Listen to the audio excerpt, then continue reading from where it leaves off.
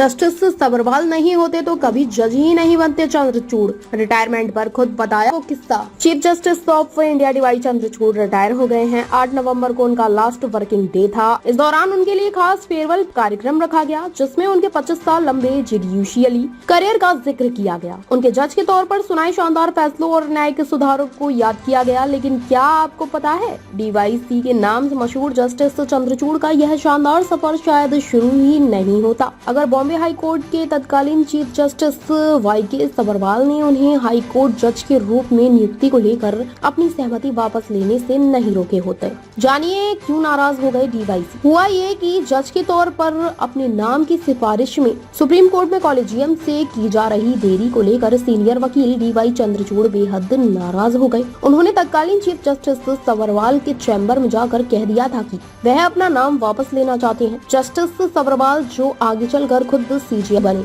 उन्होंने उनसे 1 हफ्ते इंतजार करने को कहा। डीवाई चंद्रचूड़ को 29 मार्च 2000 को बॉम्बे हाई कोर्ट के जज के रूप में नियुक्त किया गया। 25 साल बीत जाने के बाद भी वह उस दिन से जरा भी बूढ़े नजर नहीं आ रहे थे जिस दिन उन्होंने हाई कोर्ट जज के रूप में शपथ ली थी। डीवाई चंद्रचूड़ का यह अंदाज उनके सीजीआई के तौर पर लास्ट वर्किंग डे तक कायम रहा। उनका काम करने का अंदाज कई सीनियर वकीलों के लिए ईर्ष्या का विषय था, जो उनसे बार बार उस अमृत का रहस्य जानना चाहते थे जिसे पीकर वह अपनी यह बचपन वाली मुस्कान बरकरार रखे हुए है। SCAORA के अध्यक्ष विपिन नायर ने इस रहस्य का खुलासा करते हुए बताया कि अनुशासित जीवन और सुबह नियमित योग करना ही इसका राज है।